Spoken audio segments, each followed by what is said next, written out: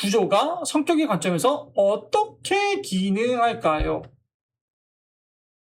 구조는 등장인물이 점점 더 위험도가 높은 선택을 하게 만들어요. 그로 인해 그들의 내부, 심지어 무의식적 자아의 차원에 이르기까지 인물의 참된 본성이 드러날 때까지 인물에게 가하는 압력을 조직적으로 고조시키죠. 그것이 바로 구조의 기능이에요.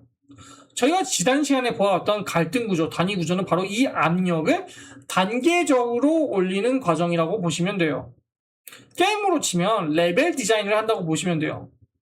그 레벨 디자인에 반드시 필요한 것이 바로 구조인 거고요. 그렇다면 성격의 기능은 뭘까요?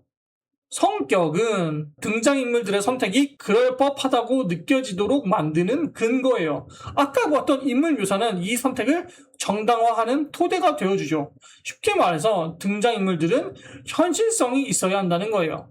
독자들이 봤을 때 그 인물이 할 수 있고 할 만한 행동이라고 믿을 만한 요소들로 구성해줘야 한다는 거죠.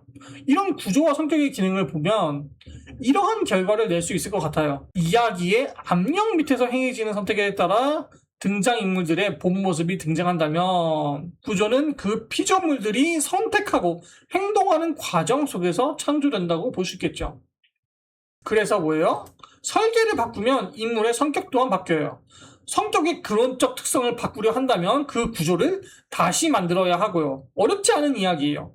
원래는 사람을 구하려 했던 주인공이 사람을 죽이는 것으로 성격을 바꾼다고 해봅시다. 그러면 그 뒤에 이어질 이야기는 어떻게 될까요? 완전히 새로운 인물이 되었죠. 그러면 자연스럽게 새로운 이야기가 나타나겠죠. 이런 이야기에서 인물 중심의 이야기라는 질문은 동어 반복이에요. 여러분들이 막 수많은 커뮤니티 아니면 작가들끼리 모여서 이야기를 하다 보면 이런 이야기를 많이 해요. 서사가 중요하냐, 캐릭터가 중요하냐. 이런 이야기 진짜 많이 해요. 근데 사실은 이 질문이 의미가 없어요. 서사가 있어야지 캐릭터가 생겨나고 캐릭터가 있어야지 서사가 생겨나거든요. 이야기 자체가 인물 중심적이에요. 사건의 설계와 인물의 설계는 서로를 비추는 거울과도 같아요. 인물의 성격은 이야기의 설계, 즉 구조를 통하지 않고는 깊이 있게 표현될 수가 없어요. 이 지점에서 한 가지 지망생들이 크게 실수하는 게 있어서 이야기를 좀 한번 해볼게요. 가끔 제가 지망생들의 작품을 피드백할 때 아예 다시 쓰라는 경우가 있거든요. 리메이크 하라고 종종 이야기해요. 그러면 정말 많은 분들이 본래 내용에서 자신이 생각하는 문제점만 조금 바꿔서 또는 제가 이야기하는 부분만 조금 바꿔가지고 가져와요. 여러분, 이건 리메이크가 아니에요. 무언가가 바뀌었어요. 인물이 바뀌었어요. 이야기가 바뀌었어요. 그러면 이야기 전체를 다시 구성해야 돼요. 조금 바꾸는 건 절대 리메이크가 아니에요.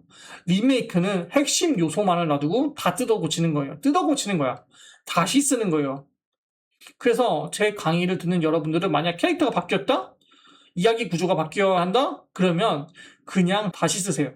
그게 나아요. 적어도 처음부터 완전히 갈아엎는 것이 아니더라고 하더라도 그 회차나 에피소드는 반드시 다시 써야만 해요. 사실은 이렇게 캐릭터와 서사에 관련돼서 저도 이전 출판사에서 한번 들었던 피드백이었거든요. 저한테도 막 그러던 거예요. 작가님, 네. 그랬더니 그 캐릭터를 너무 잘 만드세요. 이렇게 얘기하시는데 그 캐릭터를 잘 만든 게 아니라 제가 이야기 구조를 잘 짜가지고 캐릭터가 잘 드러나는 거예요. 네, 그렇게 얘기를 하고 싶었는데 그렇게 얘기하진 않았어. 그렇게 얘기하진 않았지. 왜냐면은 굳이 그렇게 딴지를 걸 필요는 없으니까. 하지만 여러분들은 좀 알고 계셨으면 좋겠어요. 작가라면은 이제 나중에 캐릭터만 독립적으로 이야기한다거나 막 서사만 독립적으로 이야기한다거나 뭐 이 사람을 캐릭터를 잘 만들어 이 사람은 서사를 잘 만들어 이런 식으로 구분해서 얘기하지 말라고요. 왜냐면 캐릭터가 살아있듯이 움직이는 거 정말 캐릭터성이 강렬하고 매력적인 건 전부 구조를 잘 짰고 구조 안에서 그 서사를 잘 만들었기 때문에 그런 거거든요. 그래서 여러분들이 이 점을 놓치지 않았으면 좋겠어요. 정말 많은 분들이 놓치셔가지고 잠시 딴소리를 해봤습니다. 그래서 다음으로 넘어갈게요. 마지막으로 볼 건 이 절정과 성격이에요. 구조와 성격의 맞물림은 여러분들이 가장 기본적인 작법 이론을 지켜 쓴다면 얼개가 잘 맞아떨어지듯이 유지될 거예요. 영화든 드라마든 웹소설이든 상관없어요. 기본만 되어 있어도 여러분들의 글은 꽤나 읽을 만한 글이 되어 있을 거예요. 하지만 이제 여러분들의 이야기가 후대에까지 계속 이어지게 만들고 싶다면 반드시 마지막이 좋아야 돼요. 절대로 마지막을 망치면 안 된다는 말이에요. 물론 웹소설에선 초반이 전부다라는 말이 있을 정도로 초반이 중요하지만 오랜 생명력을 가진 이야기는 언제나 마무리가 훌륭하다는 점에서 이견의 여지가 없어요. 이 부분은 나중에 제가 또 이야기할 파트가 있을 거예요. 왜 웹소설이 초반이 중요한지에 대해서는 제가 나중에 따로 영상을 만들게요. 어찌되었든 여러분들은 반드시 마지막 장과 절정에서 관객을, 독자를 충족시켜줘야만 해요. 왜요? 라고 물을 수 있어요, 여러분들이. 이에 대한 대답은 여러분들이 이야기를 이해하는데 상당한 통찰을 제공해 줄 것 같아요. 그게 뭐냐면 바로 이야기는 시간예술이라는 거예요. 그림, 조각, 건축, 사진 이런 것들은 뭐예요? 조형예술이죠. 조형예술은 한순간에 우리가 그 예술품을 인지하고 직관할 수 있어요. 하지만 이야기는 아니에요.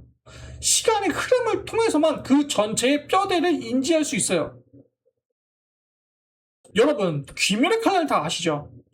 귀멸의 칼날은 만화로서 그저 그랬어요. 하지만 이게 왜 애니화가 되었을까? 한번 생각해 보시는 게 좋아요.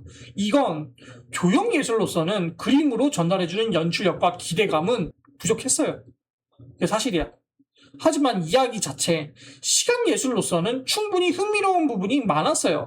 그래서 이 작품이 애니화가 되어서 조형 예술적인 부분이 보강되니, 그러니까 뭐예요? 전투씬이라든지 연출이라든지 그런 작화라든지 이런 부분이 많이 보강되니까 모두가 열광하는 그런 작품이 되었죠. 흔히 말하는 애니가 살렸다라는 작품이 된 거예요. 물론 이러한 경우는 귀멸의 칼날뿐만이 아니에요. 또 다른 유명한 작품 중에는 위쳐도 있죠. 위쳐는 원래 1990년대 당시에 동유럽권에서나 조금 먹히던 소설이었어요. 하지만 게임화가 되고 이 게임이 대박이 나면서 서사와 설정에 때깔 좋은 이미지와 연출이 생기니까 이제 사람들이 환호하기 시작한 거죠. 물론 이게 만화와 게임 봤으니까 이번엔 영화를 좀 볼게요. 사실 이 작품이 다른 어떤 것보다도 더 큰 방향을 이끌어낸 작품이에요.